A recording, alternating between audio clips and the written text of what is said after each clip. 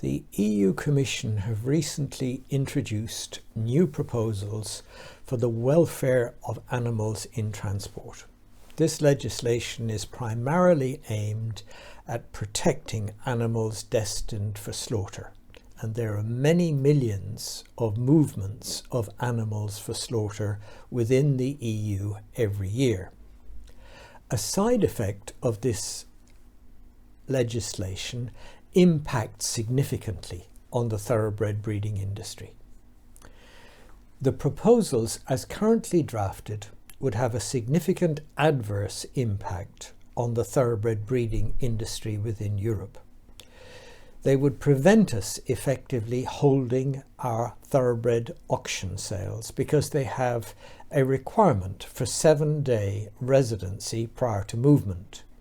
There is no thoroughbred auction house in Europe that could accommodate a full catalogue of thoroughbred horses for sale within 7 days of sale. These proposals also would impact on our ability to transfer pregnant broodmares to foaling facilities from private stud farms.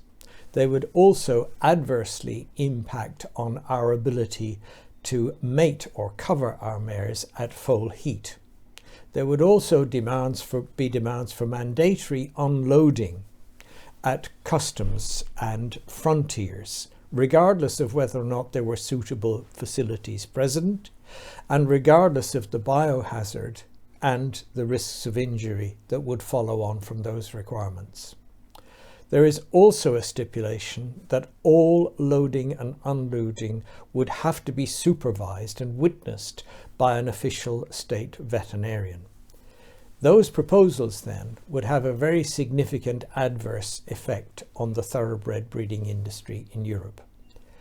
EFTBA has been proactive in trying to arrange for a derogation from these proposals for thoroughbred breeding stock, in the same way that derogation has been obtained for racing horses and for elite FEI competition horses. Our efforts to date, which have been going on for more than 12 months, have not succeeded in gaining this derogation. We have been asked a series of questions by the EU Commission. That is, what routes are used for the transport of our horses, how many of them are moving, what are the safeguards in terms of the vehicles and personnel that we can provide, and do we have guidelines for the welfare of transport for thoroughbred breeding stock.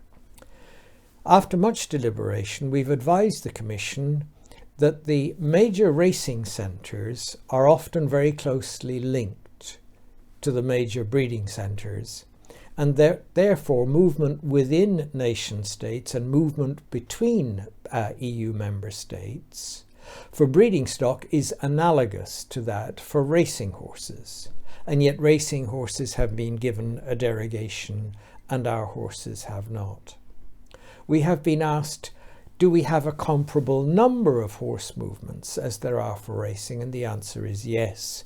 If we look at the global statistics for thoroughbred fertility and the number of mares that are active within our thoroughbred population, we come up with totals of about 30 to 35,000 mares, and off a fertility figure, global fertility figure of 55%, that means that each mare will have to travel to a stallion and back from a stallion and travel to a stallion and back again in order to achieve a conception, which gives us a total of about 130,000 movements.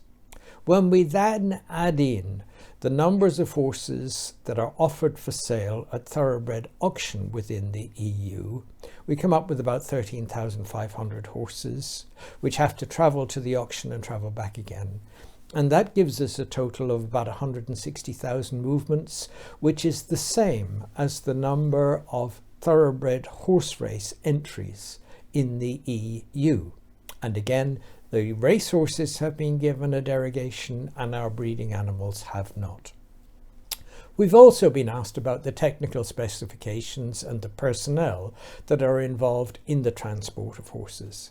And the answer here is that our vehicles used for thoroughbred breeding stock are exactly the same vehicles, using exactly the same personnel as are used for the transport of racehorses. And again, racehorses have been given a derogation and thoroughbred breeding stock have not. We were asked about welfare guidelines. We've drafted them. The welfare guidelines are analogous to those for the International Federation of Horse Racing Authorities and also for the International Equestrian Federations, and they are due for approval by the International Thoroughbred Breeders Federation and the International Federation of Horse Racing Authorities in this month of December in 2024. So again, we have guidelines, they are present. We were advised that we could argue for a derogation on the basis of our horses being registered horses. This is an argument that has not prevailed, and we are now told that we are better off to try to argue that our auctions are in fact exhibitions and that the welfare of our horses is guaranteed by our massive stake in their welfare during transport. But the proposals as drafted without change have left the EU Commission and are now with the EU Council prior to their passing to the EU Parliament. And we must remember that there are only a limited numbers of the 27 members of the EU who are interested and committed to the thoroughbred breeding industry. And there are only 4 of them.